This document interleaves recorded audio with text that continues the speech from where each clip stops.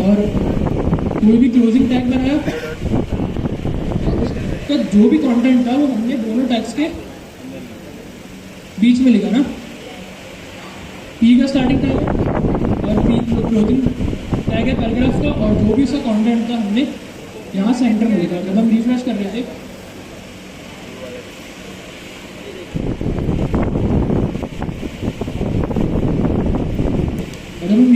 थे तो क्या हो रहा था कि यहाँ पर हमारा कंटेंट विजिबल हो रहा था।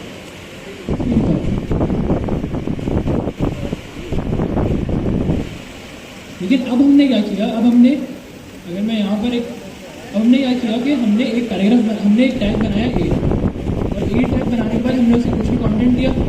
जब हमने इसको सेव किया और ब्राउज़र में जाके रिफ्रेश किया तो यहाँ क्लिक हियर लिखा गया। अब ये बिल्कुल वैसे ही प्रिंट हुआ है जैसे एक पैराग्राफ प्रिंट होता है ना, बिल्कुल जो ए की स्टाइलिंग है, एंकर टैग जिसको हम कहते हैं, उसकी स्टाइलिंग वैसी है जैसे एक पैराग्राफ की होती है।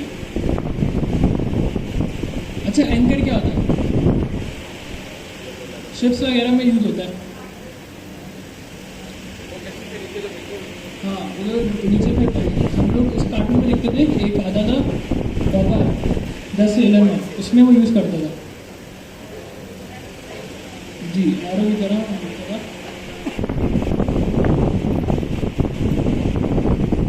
ये आपने कार्टून्स में देखा होगा। इससे क्या होता था, वो शिप को जब भी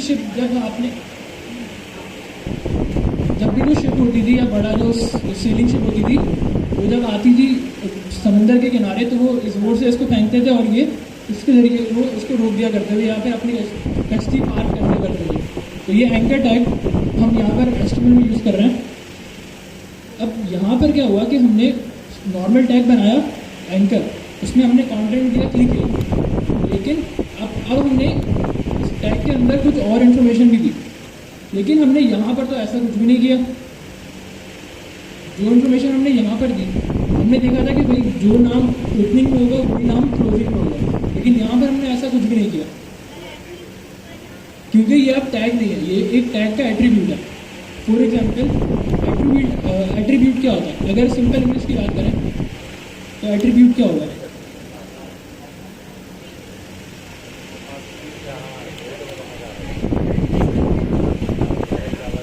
फॉर एग्जाम्पल ये हमारा स्टेटमेंट है,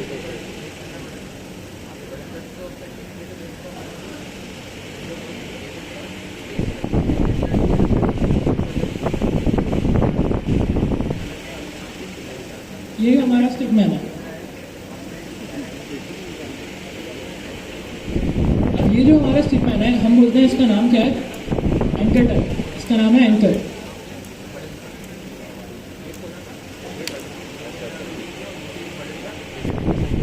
अब ये हमारा टैग है, ये हमारा टैग है एंकर। अब इसके एट्रीब्यूट्स क्या होंगे? हम कह सकते हैं हम इस इंसान के बारे में मज़ीद डिटेल्स देंगे कंप्यूटर को, कि इसका नाम क्या है, ये कौन सी क्लास में पढ़ता है, इसकी एज क्या है, ये सब चीज़ें इसकी एट्रीब्यूट्स हैं। फॉर एग्जाम्पल अगर इसका नाम एंकर है तो ये सिर्फ हमने यहाँ पर डिफाइन कर दिया कि ये एक इंसान है, ये एक एंकर है, लेकिन हमें इसके बारे में मज़ीद डिटेल्स देनी है ताकि इसको हम अच्छे से समझ सकें। तो उनको हम क्या बोलेंगे? इसके एट्रीब्यूट्स। जैसे हम बोलते हैं इसकी एज है 10, ये कौन सी क्लास में पढ़ता है? 5 या 4। तो ये इसके क्या है? एट्रीब्यूट्स हैं, ये इसकी प्रॉपर्टीज़ हैं, ताकि हम इसको और अच्छे से समझ सकें। तो इस एंकर टैग हम इन एट्रीब्यूट्स की मदद से इस एंकर को और अच्छे से समझ पा रहे हैं। इसी तरह हमने यहाँ पर जब एक लिंक का टैग बनाया तो हमें यहाँ पर ये भी बताना है कि इस लिंक को क्लिक करने पे कहाँ जाना है, इस लिंक का कलर क्या होगा, ये लिंक खुलेगी कहाँ पर। अब ये सारी बातें हम कैसे बताएंगे? हम उस टैग के एट्रीब्यूट्स देंगे। हम यहाँ पर मज़ीद डिटेल देंगे, यानी ये एक ऐसा टैग है जिसमें सिर्फ नाम देने से काम नहीं चलेगा, हमें इसके बारे में मज़ीद इन्फॉर्मेशन भी ब्राउज़र को देनी पड़ेगी। हमने सिर्फ बोल दिया एक लिंक है, एक एंकर टैग है, लेकिन हमने कुछ भी नहीं बताया। अगर मैं यहाँ क्लिक कर रहा हूँ तो कंप्यूटर को नहीं पता कि क्लिक करने पे कौन सा पेज खोलना है या कौन सी लिंक पे जाना है, या फिर अगर मैं इस पर क्लिक कर रहा हूँ उसको नहीं पता कि वो इसी टैब में खोलना है, नई टैब में खोलना है, नई विंडो पर खोलना है, कहाँ पर वो लिंक खोलना है। तो ये दोनों चीज़ें मुझे कंप्यूटर को बतानी पड़ेगी, अपने ब्राउज़र को बतानी पड़ेगी। कैसे बताऊँगा? सबसे पहला एट्रीब्यूट क्या है हमारे पास?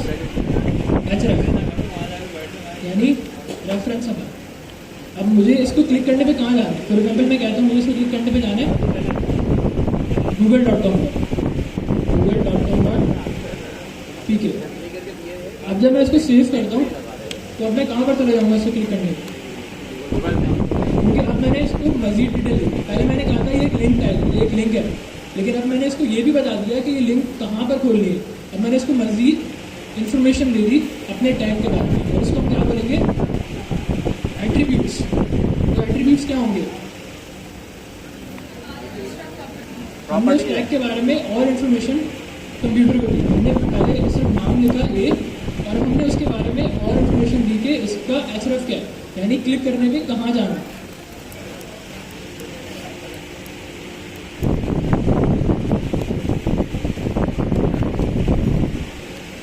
मैं गलत पेज पे, अब जब मैं इस पर क्लिक करूँगा, अब हमने जैसे ही रिफ्रेश किया तो क्या हो गया कि इसके स्टाइल्स चेंज हो गए। अब इसके नीचे एक अंडरलाइन आ गई, इसका जो कलर था ब्लू हो गया, तो काफ़ी सारी चीज़ें चेंज हो गई, यानी कुछ हुआ है सेव करने पर। ब्राउज़र ने कुछ ना कुछ चेंज डिटेक्ट किया। अब जैसे ही मैं इस पर क्लिक करता हूँ, मैं कहाँ चला जाऊँगा? जहाँ पर मैं चला जाऊँगा, यहाँ पर जो भी मैंने इसको HRF में लिंक दिया या फाइल दी, इस फाइल या इस लिंक पे चला जाऊँगा। मैं वैसे क्लिक पे क्लिक करता हूँ, मैं चला गया google.com.pk पे। अब वापस आ गया, लेकिन अब यहाँ पर एक प्रॉब्लम है। जब भी यूज़र मेरे इस लिंक पे क्लिक करेगा, अब यहाँ पर क्या हुआ? वो पेज चला गया, गूगल पे चला गया, लेकिन मेरी वेबसाइट बंद हो गई। जो मेरी वेबसाइट खुली हुई थी, कायदा आजम वाला पेज जो खुला हुआ था, वो बंद हो गया। अब हो सकता है उसको google.com पे उसने कुछ सर्च किया और वो मेरी वेबसाइट पे वापस आना ही भूल गया। तो मैं तो ये नहीं चाहता, मैं चाहता हूँ कि वो मेरी वेबसाइट भी खुली रहे और गूगल की वेबसाइट भी खुले। तो इसके लिए मैं क्या करूँगा? जैसे ही इसने क्लिकर पे क्लिक किया, मेरी कायदा आजम वाली वेबसाइट मेरी गूगल खुली है। अब मैं इसको बोलता हूँ ऐसा मत करो। अब मैं इसको मजीद डिटेल्स दूँगा, और वो क्या डिटेल्स होंगी? एट्रीब्यूट्स। एक नया एट्रीब्यूट होगा, वो है टारगेट। अगर मैं इसको टारगेट, बाय डिफॉल्ट टारगेट की वैल्यू होती है सेल्फ। अब जब मैं इसको सेल्फ दे रहा हूँ, रिफ्रेश कर रहा हूँ, तो वही काम कर रहा हूँ, क्लिक कर रहा हूँ, गूगल पे जा रहा हूँ। लेकिन अगर मैं इसको बोल दूँ ब्लैंक, एक नए ब्लैंक पेज पे इसको खोलना है। सेल्फ का मतलब क्या होता है? अपने सेल्फ मतलब अपने आप को रेफरेंस करना। तो सेल्फ का मतलब क्या है? उसने उसी वेबसाइट पे खोल दिया। लेकिन अगर यहाँ पर मैं ब्लैंक दे दूँगा, तो अब वो क्या करेगा? अब वो एक ब्लैंक पेज पे वेबसाइट खोलेगा, यानी ऐसे पेज पे जिसमें पहले से वेबसाइट ना खुली हुई, कोई भी वेबसाइट ना खुली हुई, ना मेरी ना किसी और की। तो एक ब्लैंक पेज, ब्लैंक का मतलब क्या होता है? खाली पेज। वो एक ब्लैंक पेज पे वेबसाइट को ओपन करेगा। अब जैसे मैं इसको रिफ्रेश करता हूँ और उसके बाद क्लिक करता हूँ, उसने एक नए ब्लैंक पेज पर वेबसाइट खुली है, यानी मेरी वेबसाइट वैसे ही वैसे ओपन है और कोई चेंज नहीं आया इसमें। लेकिन google.com की वेबसाइट भी एक ब्लैंक पेज पे ओपन हो गई। तो ये फर्क था। ये तो दो चीज़ें हमने सीखी। एक हमने सीख लिया ए टाइप में रेफरेंस लिंक कैसे देनी है। सेकंड हमने क्या सीखा कि हमने नए ब्लैंक पेज पे वेबसाइट कैसे खोलनी है, हमारी वेबसाइट भी चलती है और नई वेबसाइट भी चलती है। तो ये दो चीज़ें हमने सीखी। और तीसरी चीज़ हमने क्या सीखी? एट्रीब्यूट्स। कि एट्रीब्यूट्स क्या होता है? आपने कोई भी टैग बनाया और उस टैग के बारे में मज़ीद इंफॉर्मेशन दी गई। इसी तरह मैं एक और टैग की एग्जांपल देखता हूँ। अच्छा, ये तो मैंने एक बाहर का पेज लिंक किया ना। अगर मैं अपना खुद का पेज लिंक कर रहा हूँ, तो सिंपल मैं वो फाइल मेरे उसी फोल्डर में होनी चाहिए। जैसे यहाँ पर उसी फोल्डर में index.html की फाइल है। तो अगर यहाँ पर मैं index.html लिखता हूँ और यहाँ रिफ्रेश करता हूँ, तो क्लिक करने पे मैंने इंडेक्स पेज पे चला और नए लाइन पेज पे गया। इसी तरह अगर ये वाला जो पेज था index.html वाला, लेकिन किसी फोल्डर में होता है, फॉर एग्जाम्पल ये फोल्डर का पब्लिक,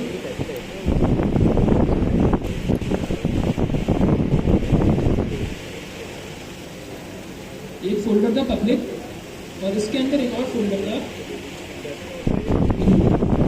और इंडेक्स वाली फाइल इसके अंदर। तो अब जब मैं इसको यहाँ पर रिफ्रेश करता हूँ और क्लिक हियर पे क्लिक करता हूँ, यहाँ पर फाइल नॉट फाउंड, उसके ऊपर टॉप पे देखें ये वाली चीज़, ये कर रहा है क्वार्टर 202 वाले फोल्डर में जाकर वहाँ पर इंडेक्स और एचटीएमएल की फाइल लोड करता है, लेकिन उस फोल्डर में तो इंडेक्स और एचटीएमएल की फाइल है ही नहीं, तो ये क्या देता है मुझे, फाइल नॉट फाउंड। तो जब भी मैं इस तरह से काम करूँगा मुझे पूरा का पूरा एड्रेस देना पड़ेगा अपने फाइल का, इसको हम कहते हैं पूरा का पूरा पाथ देना पड़ेगा। मेरे फोल्डर का नाम क्या है, पब्लिक। अच्छा, डॉट का मतलब क्या होता है, वो फोल्डर जिसमें मैं अभी हूँ उसके अंदर मेरा जो फोल्डर है पब्लिक, फिर स्लैश लगाएंगे, उसके अंदर एक फोल्डर है रूट, फिर स्लैश लगाएंगे, और फिर उसके अंदर एक फाइल है इंडेक्स, सेव करेंगे, रिफ्रेश करेंगे, और जैसे मैं क्लिक हेयर पे क्लिक करूँगा अब अगर ऊपर देखें तो क्वार्टर 202 /2 और फिर स्लैश इंडेक्स और एचटीएमएल। तो अब मैंने अपनी फाइल को फोल्डर्स के अंदर मैश किया और वहाँ से मैं इंडेक्स एचटीएमएल की फाइल पर आ गया। इसी तरह एक और एग्जांपल देखते हैं एट्रीब्यूट्स की।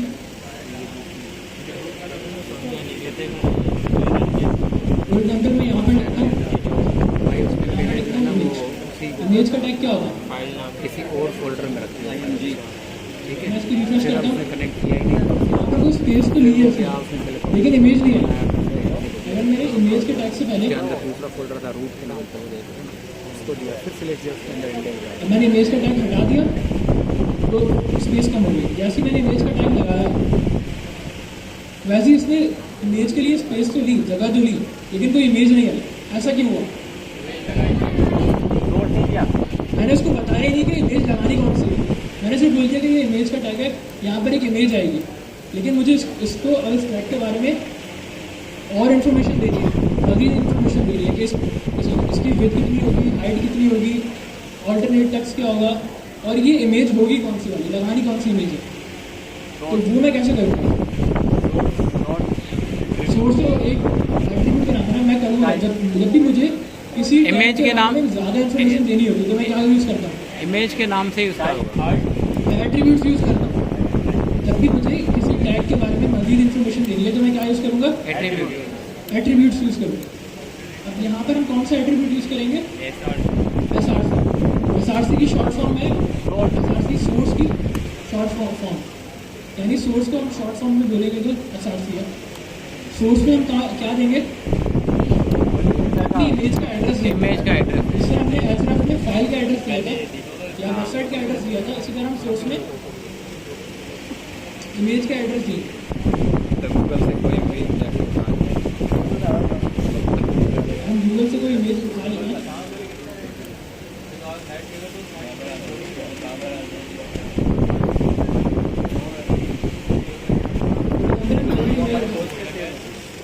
और यहाँ से मैं कॉपी इमेज लिंक क्लिक करूँगा तो मेरे पास इमेज की लिंक आ जाएगी।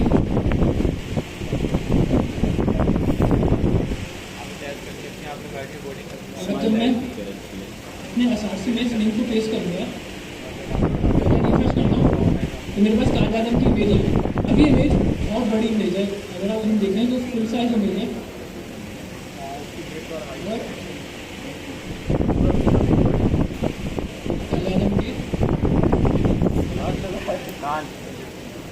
और ये बहुत बड़ी इमेज है। अब मुझे इस इमेज के बारे में मज़ीद इन्फॉर्मेशन देनी है कि इसकी विड्थ कितनी होगी, इसकी हाइट कितनी होगी, इसका साइज कितना होगा, मैं कैसे दूंगा मज़ीद इन्फॉर्मेशन, एट्रीब्यूट्स के जरिए। विद हाइट तो एट्रीब्यूट्स का नाम है ना, लेकिन मैं उसको इन्फॉर्मेशन कैसे दूँगा, एट्रीब्यूट्स के जरिए। मैंने वहाँ पे भी पढ़ा था कोर्स से पहले, और यूनिवर्सिटी में पढ़ा था मार्केटिंग पूरा अभी जहाँ पर मेरा एसआरसी अभी मेरी बहुत बड़ी आ रही है तो मैं इस इमेज को डाउनलोड कर लेता हूँ ताकि मेरी इमेज में डाउनलोड करके यहाँ पर सेव करना चाहता हूँ।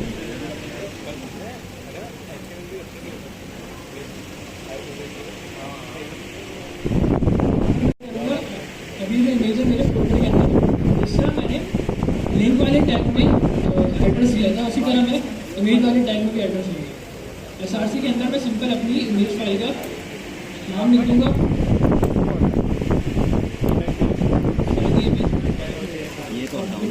इमेज आ रही है, 1 2 3 मैं करूँगा सिंपल और इन्फॉर्मेशन देता हूँ इसके और एट्रीब्यूट्स देते हैं। अब मैं इसको बोलता हूँ कि इमेज की विड्थ कितनी होनी चाहिए, इसको मैं बोल देता हूँ 20% इमेज की विड्थ होनी चाहिए। अब इमेज की विड्थ कितनी होगी 20%। मैंने क्या किया, इसको मजीद इन्फॉर्मेशन दी कि विड्थ कितनी होनी चाहिए 20%। सब लोग खामोश हो गए और यहाँ पर 20% इमेज। अच्छा इमेज समझ में आई कैसे लगानी इमेज आप लोगों को? ठीक है। अच्छा छोटी सी चीज़ मुझे पीछे पता चली वो ये कि आप हमारा पेज ब्लॉग जो है ना ज़्यादा हो जाता है पढ़ाते हैं, तो काइंडली आप लोगों से एक बहुत हम्बल रिक्वेस्ट है कि कभी भी आपको ऐसा लगे कि कोई चीज़ आपको समझ नहीं आ रही है या कभी भी आपका स्पीड जो है ज़्यादा स्पीड जा रही है, तो काइंडली कोई भी हैंड रेस करके ना बता देगा एक दफ़ा कि हम अपना जो है वो पेज स्लो करें। जी आपको हैंड रेस हो भी गया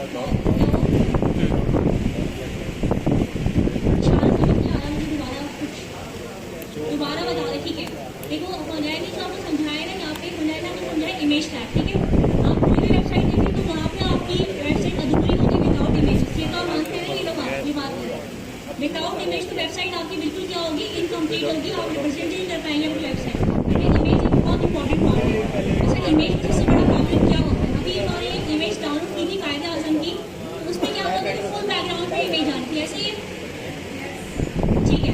अच्छा अब यहाँ पे हमने देखा था एट्रीब्यूट्स के बारे में, जब हमने इमेज का टैग लगाया तो वहाँ पे एक एट्रीब्यूट था SRC। SRC क्या था हमारे पास, सोर्स क्या करती है, सोर्स वाली सोर्स क्या करती है आपके पास, आपको पाथ बताती है, ठीक है। जहाँ पे अपनी इमेज सेव है, अच्छा हम दो तरह से इमेजेस लगा सकते हैं इसके अंदर। पहले तो हम ये कर सकते हैं कि हम अपने यहीं पे सेव कर लें इमेज, ठीक है, अपने फोल्डर में जाके इमेज को सेव कर लें। पहला काम हम ये कर सकते हैं। दूसरा काम हम क्या कर सकते हैं, हम इमेज का एड्रेस लिख दें, इमेज का कॉपी एड्रेस हम यहाँ लिखेंगे तभी वो पेज का हमारे पास चल जाएगी, ठीक है। और सेकेंडली फिर हम लोग क्या लिखते हैं यहाँ पे, उसको मैनेज करने के लिए कि उसकी बिल्कुल जो है हमारे हिसाब से वो इमेज फिट हो जाए हमारे वेब पेज, उसके लिए हम क्या यूज़ करते हैं एट्रीब्यूट, वेट का एट्रीब्यूट यूज़ करते हैं और हाइट का एट्रीब्यूट यूज़ करते हैं, ऐसे ही वेट और हाइट हम लेते हैं। अच्छा यहाँ पे अगर हम सिर्फ वेट दे दें ना तो भी हमारा काम चल जाता है। इन्होंने यहाँ परसेंट पे लिखा है 200%, अगर मैं इसको यहाँ पे 100 पिक्सल दे दूँ, 100 px दे दूँ तो मेरी पिक्चर कैसे होगी, ये 100 पिक्सल का साइज, ठीक है। वेट इसकी 100 पिक्सल। अगर मैं इसकी यहाँ पे हाइट दे देती हूँ, फॉर इंस्टेंस मैंने एक और एट्रीब्यूट यूज़ किया हाइट का, और मैं हाइट दे दूँ यहाँ 400 पिक्सल की, तो मेरी पिक्चर कुछ इस तरह की हो जाएगी, कुछ इस तरह की हो जाएगी, क्योंकि कायदा लंबी कायदा स्ट्रेच होगा कायदा, बताता हूँ। ठीक है। यानी कि ये वेट का है और लेंथ लंबी हो जाएगी, क्या कहते हैं कायदा आज़म 1 मीटर। इमेज का क्लोज होगा ना, टेक्स्ट क्लोज करना इमेज का टेक्स्ट। सेट करने के लिए तो वेट अभी आप देखेंगे तो वेट पिक्सल सेट करने के लिए हमारे पास परसेंटेज है।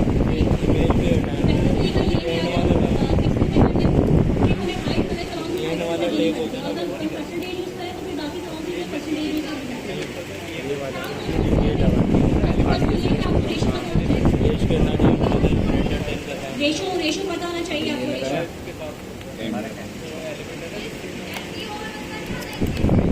नहीं ऐसे ही मसला नहीं आता, मसला आता है आपकी रिस्पॉन्सिवनेस के अंदर, थोड़ा सा इशू रहता है रिस्पॉन्सिव बात करनी है आपको, तो फिर आप PX यूज़ कर लेंगे, ठीक है। हाँ मीडियम में मसला, ठीक है। तो आप क्या होगा कायदा को मसला हो गया, कायदा से लंबे हो गए, ठीक है। तो इससे बेहतर ये है कि हम इसकी हाइट दे ही ना, और अगर हम इसकी हाइट नहीं देते हैं तो फिर क्या होता है कि हमारी पिक्चर जो है प्रॉपर, हाँ अगर हम वेट दें तो हाइट ऑटोमेटिकली हमारे पास क्या हो जाती है, एडजस्ट हो जाती है, तो हमें गलत नहीं हाइट देंगे, ठीक है। तो ये भी जो है एक है। उन्होंने सवाल पूछा कि परसेंटेज क्यों यूज़ करी, तो परसेंटेज यूज़ करने का सबसे बड़ा बेनिफिट क्या है। अच्छा अभी के लिए ना SEO पे इतना फोकस नहीं है, देखेंगे सिर्फ अभी के लिए जो हमारी फिल्म की 5-6 क्लास है उसमें हमारे लिए सबसे इम्पोर्टेंट चीज़ क्या है, हमारा रिस्पॉन्सिव वेब डिज़ाइन। अब रिस्पॉन्सिव वेब डिज़ाइन क्या होगा, जब भी आपने कोई वेबसाइट कंप्यूटर में खोली है या वो वेबसाइट जब आप मोबाइल पे खोलते हैं अगर इसको शॉर्ट कर देंगे तो मोबाइल में भी लेफ्ट राइट इसी तरह खुलनी चाहिए, ऐसा ना हो कि आपकी वेबसाइट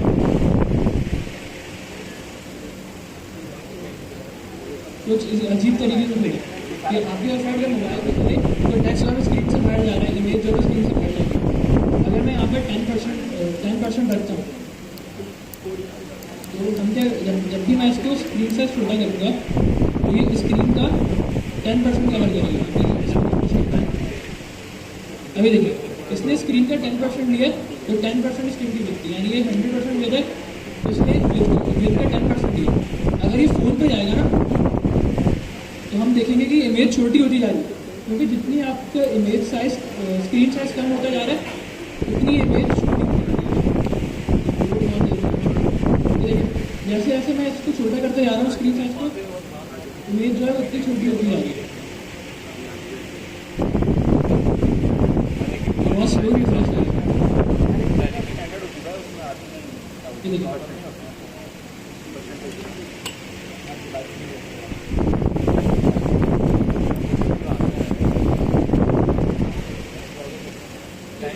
छोटी स्क्रीन में हमने देखा कि इमेज का टेक्स्ट क्या हो गया, क्योंकि उसी स्क्रीन का जो है उस हिसाब से 10% फिट है। लेकिन इसी स्क्रीन पे क्या है, अगर मैं इसको इस तरह एक्सप्लेन करता हूँ, अगर मैं यहाँ पर कर देता हूँ 50%, तो अब क्या होगा 50% विद इसीलिए ये पेज लेके चल जाएगा। जब मैं इसको रिफ्रेश करूँगा तो अब ये पेज जो है 50% स्क्रीन का साइज ले रही है, आधी स्क्रीन की विद ले रही है। इसी को अगर मैं छोटा कर देता हूँ, अब ये छोटी स्क्रीन का आधा %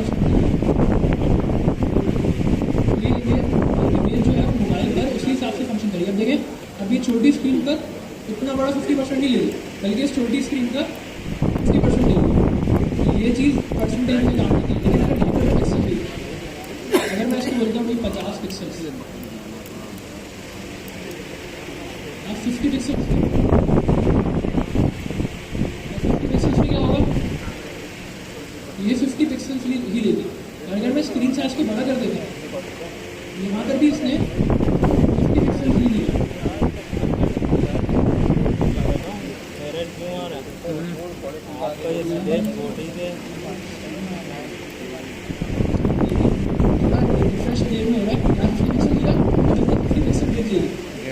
जब ये स्क्रीन साइज बड़ा होगा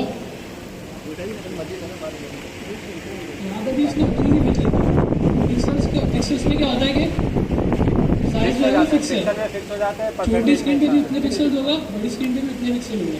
लेकिन परसेंटेज में क्या हो रहा है कि छोटी स्क्रीन और बड़ी स्क्रीन के हिसाब से वो परसेंटेज ले रहे हैं। इसी तरह आप यहाँ पर सेंटीमीटर्स भी यूज़ कर सकते हैं, इंच भी यूज़ कर सकते हैं, यहाँ पर आप फीट भी यूज़ कर सकते हैं। अगर मैं यहाँ 50 फीट करता तो ये नहीं करता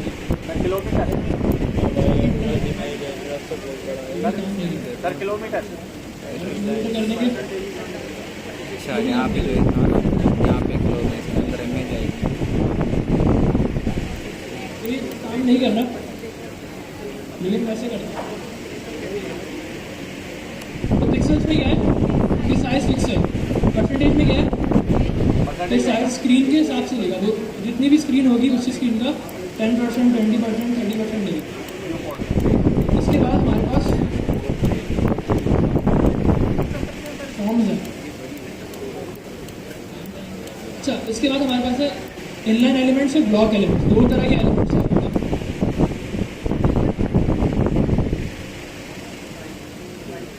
इनलाइन एलिमेंट्स और ब्लॉक एलिमेंट्स क्या है, किसी ने पढ़ा? ब्लॉक होता है वो पूरी लाइन पे ले लेता है, और इनलाइन जो होता है वो जितना उसकी विड्थ होती है उतना ही लेगा, उसके बाद वो जगह छोड़ देगा। बिल्कुल। अगर यहाँ पर एक पैराग्राफ लिखा, दिस इज द पैराग्राफ। अब यहाँ पर पैराग्राफ ने क्या किया, छोटा सा पैराग्राफ था और दिस इज द पैराग्राफ लिखा हुआ आ गया। अब यहाँ पर मैं एक और पैराग्राफ लिखता हूँ और इसको बोलता हूँ कि this is another paragraph.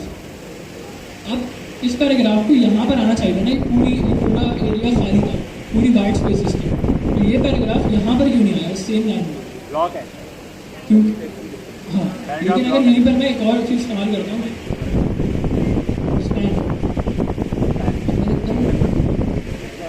This is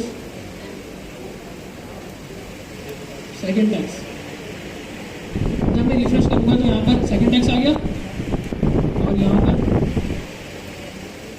third text आ गया। अब यहाँ पर सेकंड टेक्स्ट और थर्ड टेक्स्ट क्या हुआ, अब मैं इसको दोबारा स्क्रीन करता हूँ एक बार।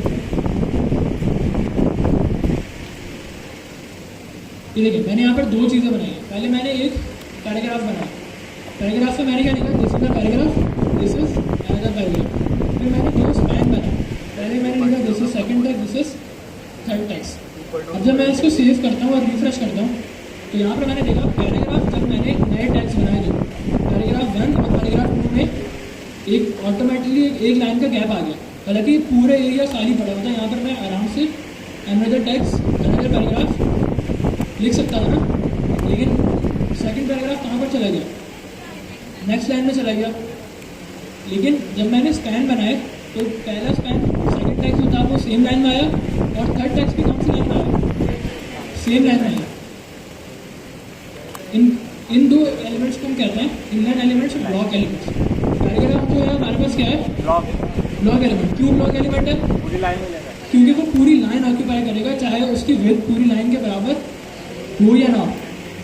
अगर मैं इस स्पैन के ऊपर निकला था इमेज के बराबर, हम ये देखेंगे कि अब इमेज और स्पैन सेम लाइन में।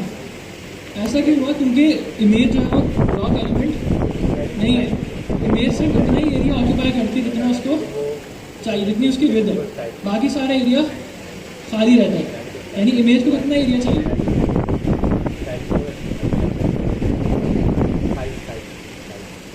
हमारी जो इमेज है उसको सिर्फ यहाँ से लेकर यहाँ तक का एरिया चाहिए ना।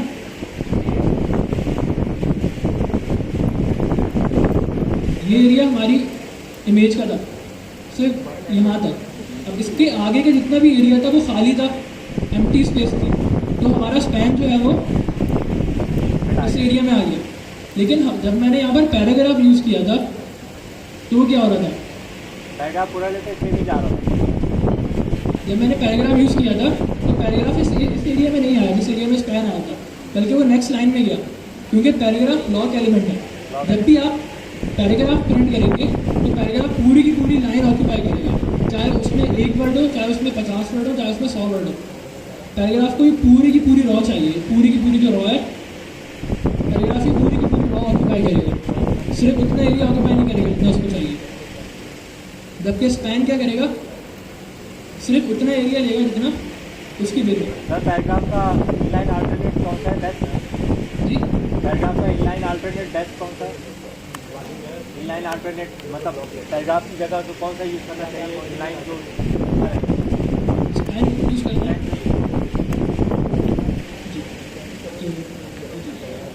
अभी भी कुछ लोगों को ब्लॉक और इनलाइन का मतलब समझ आया या नहीं आया, कितने लोगों को नहीं आया ब्लॉक और इनलाइन का डिफरेंस, एक नहीं आया। जी जो है मुंडा ने बहुत अच्छी तरीके से एक्सप्लेन किया है इनलाइन और ब्लॉक एलिमेंट का डिफरेंस। लेकिन अभी आप लोगों में से कितने लोग ऐसे हैं जिनको स्टिल जो है कंफ्यूजन है रिलेटेड टू इनलाइन और block element, please raise your hands.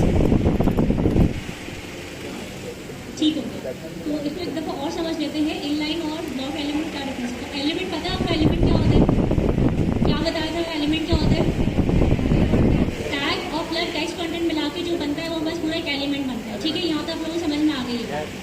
अच्छा, इसको हम एक और तरीके से समझ सकते हैं, ये तो एक तरीका था, हमने समझ लिया इसको। ठीक है, अब मैं काम करती हूँ कि इसको मैं यहाँ से इसी को डालूँ पैराग्राफ के। ठीक है, सही हो गया। एक पैराग्राफ बनाया हमने यहाँ पे, दिस इज पैराग्राफ, और एक हमने क्या बनाया, दिस इज अनदर, के बीच में हमने क्या लगा दिया, स्पैन लगा दिया और पैराग्राफ लिख दिया। ठीक है, और अगर मैं इसको रिफ्रेश करती हूँ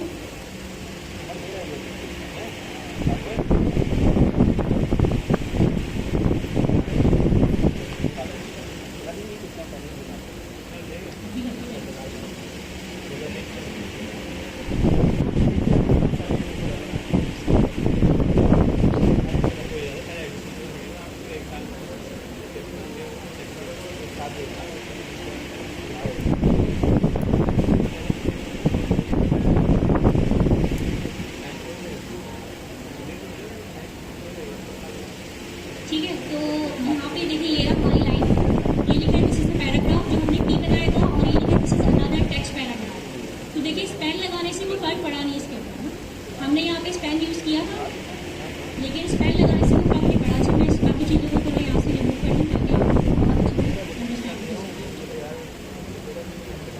बनाने सोच रहा हूँ मैम। बॉर्डर लगा दें, बॉर्डर लगा दें राइट ऑफ। ठीक है, ये समझ आ गया आप लोगों को हमने इसको किस तरीके से किया थे।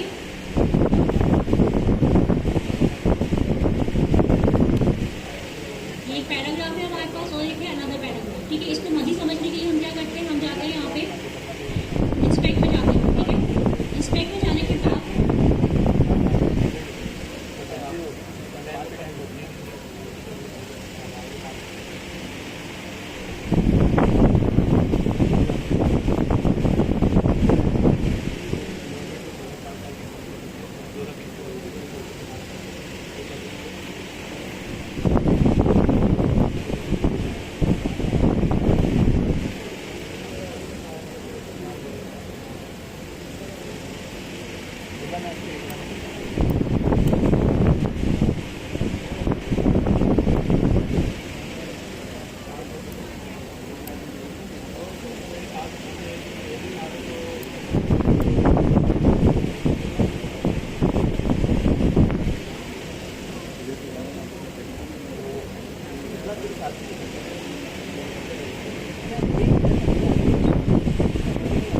अच्छा नहीं देखिए, यहाँ पे अगर आप देखते हैं पैराग्राफ के ऊपर तो आपको क्या नजर आता है यहाँ पे कि पूरा जो वेट है वो कवर हुई भी आती है। यहाँ पे आप ये देख रहे हैं, यानी कि ये क्या है आपके पास ब्लॉक एलिमेंट, इसकी पूरी वेट को क्या किया हुआ है, एक छोटे से पैराग्राफ ने पूरी वेट को आपकी कवर किया हुआ है। अगर आप यहाँ से अगर प्रॉपर दोबारा आपको दिखाती हूँ, पूरा पेज यहाँ से बड़ा करके बोलेगी।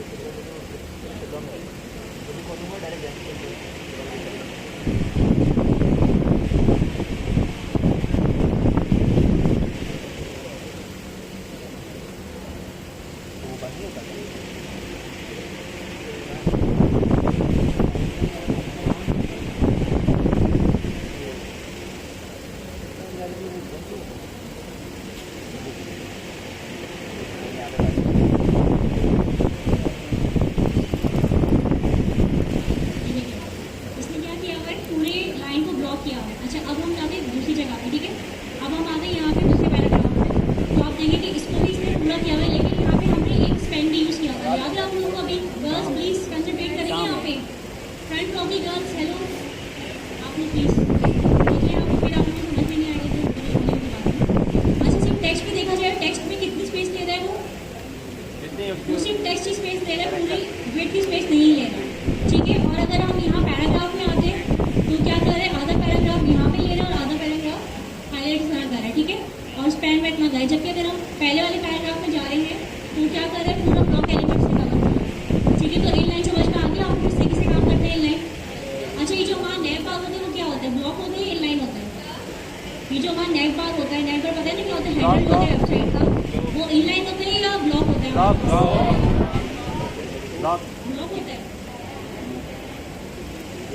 मैं आपको थोड़ी देर देखूँ, सोच के बताइए क्या होता है। ये जो हमारी वेबसाइट का हेडर होता है वो इनलाइन बनता है या ब्लॉक बनता है?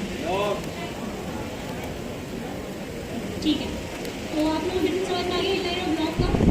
बस यही फाइनल डिफरेंस है कि जो ब्लॉक होते हैं पूरी स्पेस लेता है वेट की, और जो इनलाइन होता है वो सिर्फ उतनी ही स्पेस लेता है जितने स्पेस में उसको लिखा जाता है। कोई सवाल है किसी का यहाँ पे? आप समझ में आ गया आप लोगों को? पीछे पीछे समझ आ गया ना आप लोगों को भी? लिस्ट, अब इसके बाद लिस्ट।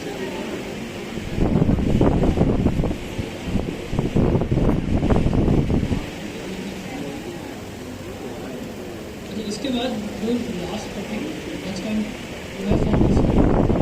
किसी भी आजकल आप किसी भी वेबसाइट पे आते हैं तो आपको सबसे पहले क्या दिखता है, लॉगिन का फॉर्म दिखता है। फेसबुक पे आप जाते हैं, इंस्टाग्राम पे आते हैं, तो चाहे उसकी वेबसाइट हो चाहे मोबाइल एप्लीकेशन हो, सबसे पहली चीज़ आपको क्या दिखती है, फॉर्म। आपको कहता है कि आप कौन हैं और ये बताएं। तो फॉर्म्स देखते हैं HTML के अंदर।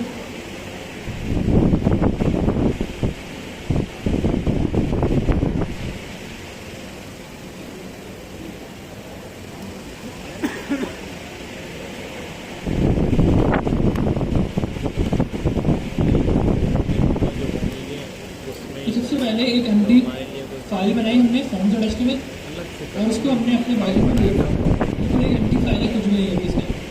यहाँ पर हमें टैग बनाते हैं, फॉर्म्स के लिए जब भी हम टैग बनाते हैं वो टैग है इनपुट का। अच्छा, इनपुट किसे कहते हैं? यूजर्स इनपुट लेने के लिए ऐसी चीज़ जिसमें हम कुछ भी नहीं कर रहे, बल्कि जो भी हमारी एप्लीकेशन यूज़ कर रहा है, जो भी यूज़र होगा वो कोई ना कोई हमें इंस्ट्रक्शन देगा या इनपुट देगा। इनपुट का मतलब होता है वो चीज़ जो आपकी एप्लीकेशन में बाहर से आ रही है, जो यूज़र आपको प्रोवाइड कर रहा है। और आउटपुट क्या होता है? जो आप यूज़र को दिखाते हैं। जैसे अभी तक जो हमने पढ़े टैग, वो किस चीज़ के टैग्स थे? आउटपुट के थे। हेडिंग आप किसके लिए? आउटपुट शो करने के लिए हेडिंग शो करता है। पैराग्राफ में आप अपना आउटपुट देंगे, लिस्ट में अपना आउटपुट देंगे, इमेजेस की शक्ल में अपना आउटपुट देंगे।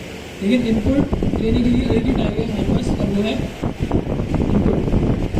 अच्छा, ये सेल्फ क्लोजिंग टैग है। हम लोग कभी भी ऐसे नहीं करते, इनपुट लिख के ऐसे इनपुट क्लोज नहीं करते, कभी भी नहीं करते।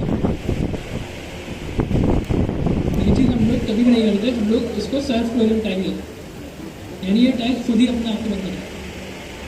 अब जब मैं रिफ्रेश करूँगा तो यहाँ पर एक बॉक्स आ गया, इसको थोड़ा जूम करना है, तो यहाँ पर एक बॉक्स आ गया। जैसे मैंने इसको सेव किया सिर्फ इनपुट लिखकर, तो यहाँ पर एक बॉक्स आ गया। मैं इस बॉक्स में कुछ भी लिखूँगा तो यहाँ तक मैं कुछ लिख पा रहा हूँ। जो भी यूज़र हमारी स्क्रीन पर आएगा वो अब कुछ लिख पा रहा है इस फॉर्म, इस बॉक्स के अंदर। तो ये हमारा इनपुट का बॉक्स है। इसके बाद हमारे पास है इनपुट में एट्रीब्यूट्स है। फॉर एग्जाम्पल अगर वो पासवर्ड लिख रहा है, आपने देखा होगा, अगर यहाँ पर मैं जाता हूँ, इंस्टाग्राम पे आता हूँ और यहाँ पर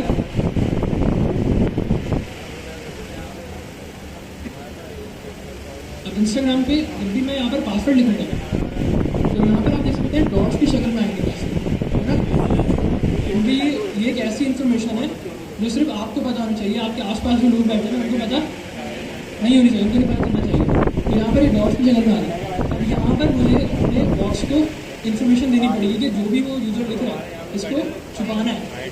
और एक्स्ट्रा इन्फॉर्मेशन देने के लिए मैं क्या यूज़ करता हूँ? एट्रीब्यूट्स यूज़ करता हूँ। अब यहाँ पर एक एट्रीब्यूट है और वो है टाइप का। टाइप में मैं इसको बोलूँगा कि ये पासवर्ड है। वैसे मैं इसको पासवर्ड बोलूँगा और रिफ्रेश करूँगा, कुछ भी लिखूँगा तो क्या होगा? डॉट्स में शो होगा। यानी वो सिर्फ ये पता चल रहा है कि मैं कुछ लिख रहा हूँ, क्या लिख रहा हूँ ये मुझे पता नहीं चल रहा। ये एक एट्रीब्यूट है। इसके अलावा आपने देखा कि जब मैं अपनी वेबसाइट लोड हुई, अभी एक बॉक्स आ रहा है। जब भी यूज़र इस बॉक्स को देखेगा उसको नहीं पता क्या करना है। बॉक्स को देख के किसी को पता चल रहा है क्या इनपुट करना है। फॉर एग्जाम्पल ये पासवर्ड का बॉक्स है, किसी को पता चल रहा है ये पासवर्ड का बॉक्स है। जब तक आप इसमें कुछ लिखेंगे नहीं, आपको पता नहीं चलेगा कि ये पासवर्ड का बॉक्स है। अब इसमें यहाँ पर लिखा आना चाहिए कि ये बॉक्स किस चीज़ का है। इसमें एंटर यूजर नेम है, एंटर पासवर्ड है, एंटर एज है, इस तरह एंटर करना है। तो यहाँ पर मैं इसको दो तरीके, एक तो मैं यहाँ पर जो हमने देखा सिंपल एक पैराग्राफ बनाए और लिख दें पासवर्ड, और यहाँ पर क्या आ जाएगा? अब पता लग रहा है कि ये पासवर्ड है। अब पासवर्ड अलग लाइन में, इनपुट बॉक्स अलग लाइन में। इस प्रॉब्लम को सॉल्व करने के लिए और एससीओ के लिए भी एक नया टैग है, वो है लेबल। लेबल का मतलब कि ये जो इनपुट है ये किस चीज़ के लिए। तो लेबल में भी क्या होगा? लेबल ब्लॉक एलिमेंट नहीं है, इनलाइन एलिमेंट है। इनलाइन एलिमेंट क्या होगा कि अब यहाँ पर लेबल ने उतनी स्पेस ऑक्यूपाई करी जितने पासवर्ड की विड्थ थी, पूरी लाइन उसको ऑक्यूपाई नहीं की। जब हमारे पास पैराग्राफ था तो पैराग्राफ क्या कर रहा था? पूरी स्पेस लेके चलेगी। ब्लॉक एलिमेंट था, पूरी स्पेस लेके चलेगी। इनपुट बॉक्स अलग लाइन में आ रहा है। लेकिन यहाँ पर जब हमने लेबल यूज़ किया तब क्या हुआ? इतनी स्पेस की पासवर्ड की लेंथ थी, बॉक्स जो था उसी लाइन में आया। तो अब पता लग रहा है कि यहाँ पासवर्ड डालना। एक और तरीका क्या होता है कि हम यहाँ पर प्लेस होल्डर देंगे। प्लेस होल्डर का मतलब क्या होता है?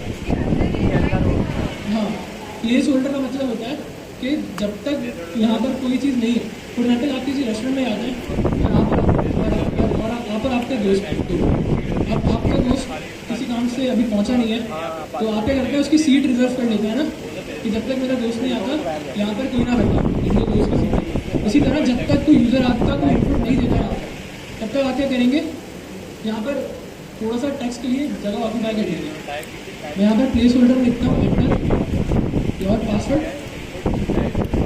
रिफ्रेश करूँगा तो यहाँ पर एंटर योर पासवर्ड है। अब जैसे मैं यहाँ लिखना शुरू करूँगा एंटर योर पासवर्ड चला गया। उसी तरह इस तरह जैसे ही आपका दोस्त आएगा, जो भी आपने सामान उस चेयर पर रखा था आपने उठा दिया और आपका दोस्त बैठ गया। लेकिन अगर मैं प्लेस होल्डर की जगह वैल्यू दूंगा, अब क्या होगा? अब यहाँ पर टेक्स्ट लिखा हुआ है, अब मैं इसको टाइप टेक्स्ट कर देता हूँ यहाँ पर। अब यहाँ पर एंटर योर पासवर्ड लिखा आ रहा है, लेकिन अब जब मैं कुछ भी लिखूंगा तो एंटर योर पासवर्ड वहीं पर ही रहेगा और टेक्स्ट लिखा जाएगा।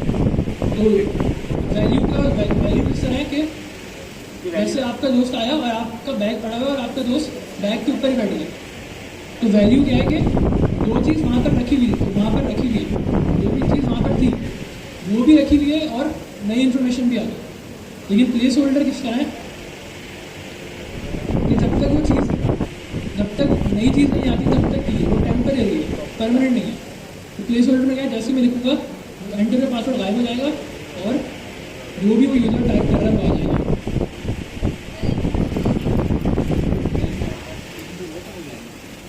मैं बहुत जल्दी एंटर टाइप करूँगा। चलिए समझ आ गया आप लोगों को? ठीक है, इसमें अभी और चीज़ें भी हैं। अच्छा मैं आपको बताऊँ कि जो MDN डॉक्यूमेंट है उससे आप लोग को लाजमी पढ़ना है। ठीक है, आपके जितने भी एम्बिग्यूटीज़ हैं, जो कन्फ्यूजन है वो रही सही उसे होना चाहिए MDN डॉक से। तो अपने पास कहीं भी लिख लीजिए कि MDN डॉक से तो पढ़ना है आपको। और सेकेंडली ये कि जो इनपुट का टैग है ना आपके पास, इसके अंदर जो एट्रीब्यूट्स है ना वो एटलीस्ट 21-22 एट्रीब्यूट्स हैं। जैसे टेक्स्ट हो गया, पासवर्ड हो गया, इसके अलावा आपका चेक बॉक्स हो जाता है और आपके पास कैलेंडर आ जाता है, डेट आ जाता है, टाइम आ जाता है और वीक डे सिलेक्शन आ जाती है, मंथ सिलेक्शन आ जाती है, सारी चीज़ें आती है आपके पास। उसमें टाइप एट्रीब्यूट प्लेस होल्डर वाला प्लेस होल्डर इस तरीके से रहता है। इसके अंदर अभी और भी बहुत से एट्रीब्यूट्स हैं, लेकिन सबसे टॉप पे जो एक चीज़ है जो आपको सीखने के लिए कि जब भी आप फॉर्म बनाएंगे तो उसके लिए आप कौन सा टैग यूज़ करेंगे, कौन सा टैग यूज़ करेंगे आप? इनपुट कौन सा टैग यूज़ करेंगे? अच्छा, फॉर्म दो तरह के होते हैं। फॉर्म के साथ एक गेट होता है और फॉर्म के साथ एक क्या होता है, क्लोज होता है। तो अभी हम सिंपल क्या करेंगे, हम फॉर्म वाला यूज़ करेंगे। जब भी हम फॉर्म यूज़ करेंगे साथ में वापस क्या लेकर आ गए यहाँ पे, एक्शन। एक्शन लेकर आ गए यहाँ पे। ठीक है, अब एक्शन क्या काम कर रहे हैं यहाँ पे हमारे पास?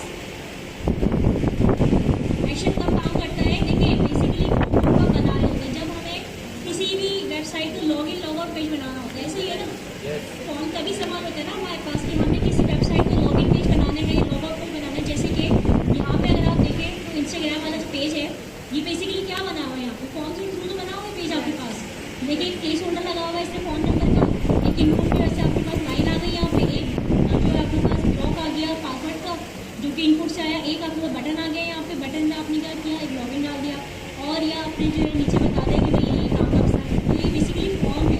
तो फॉर्म को यूज़ कर रहे हैं वेबसाइट में लॉगिन के लिए यूज़ कर रहे हैं। ठीक है, और ये जो एक्शन का वर्ड है ना यहाँ पे, ये एक्शन का वर्ड तब यूज़ होता है जब हमारे पास कोई भी यूज़र डाटा डालेगा ना अपना, जैसे कि पासवर्ड डालेगा अपना या अपना अपनी कोई भी अपनी एंट्री करेगा तो वो सारी जो है बैकेंड में चली जाएगी। बैकेंड यहाँ पे एक्शन में जो है आपका बैकेंड ऐड होगा, मतलब कोई भी बैकेंड है आपका या MySQL है या पोस्ट है, जो भी बैकेंड आप यूज़ करें वो एक्शन के अंदर आप लिख देंगे ताकि जो भी इन्फॉर्मेशन है वो सारी कहाँ चली जाए आपके पास, बैकेंड में चली जाए। कौन सी इन्फॉर्मेशन? यूज़र की इन्फॉर्मेशन।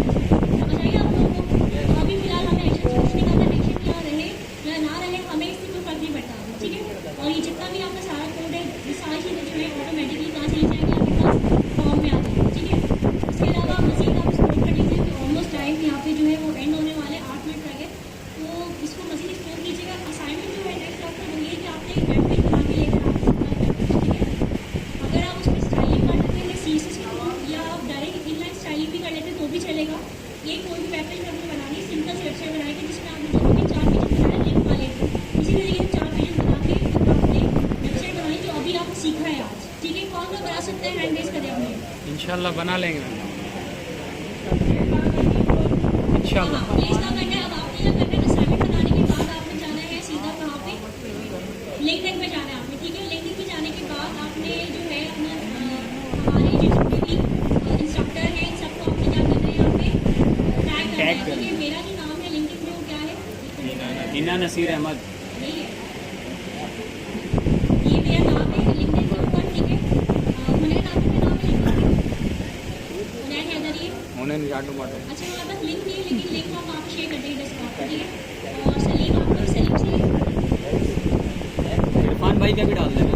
एक काम तो बता दूँ क्यों भाई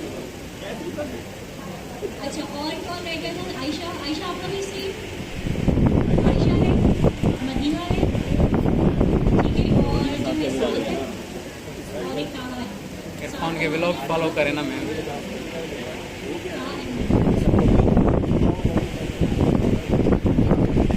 आयशा का जो है वो आयशा चौधरी है, इससे बच के रहिएगा। जी क्या बोल रहे हो?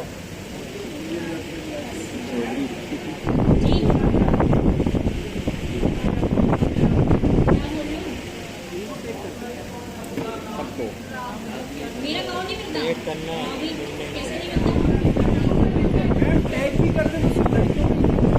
अच्छा देखिए अब ढूंढिए कब मिल जाएगा, ठीक है? मेरा शायद कैबिनेट लेटर में इसलिए मिलता होगा। तो असाइनमेंट नोट कर लिया आपने, फोन क्या करना है नोट कर लिया आपने, और इंशाल्लाह नेक्स्ट क्लास में सब लोग लैपटॉप लेके आइएगा अपना।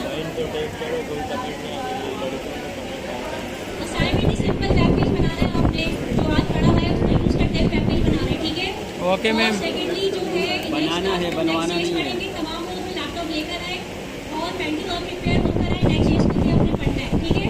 ओके और कोई भी क्वेरी हो तो डिस्कॉर्ड पे डाल दीजिएगा आप लोग, इंशाल्लाह हम उसको रिजॉल्व करेंगे। अगर मैं नहीं कर पाई तो कोई भी आपका साथी जो है तो रिजॉल्व कर देगा, ठीक है?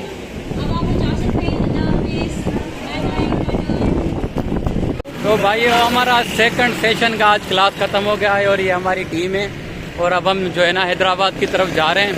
तो आज क्या क्या हुआ सेशन वो भी आपको दिखाएंगे और इंशाल्लाह चल के मिलेंगे हम साथ में। अबे यार चलो ये भी जा रहे हैं, देखो अभी इन्होंने बनाया हुआ इधर व्लॉगिंग कर रहे हैं, ये भी बना रहे हैं वीडियो और हम भी साथ जा रहे हैं। अब इंशाल्लाह हैदराबाद पहुँच के आपको दिखाएंगे ज़्यादा।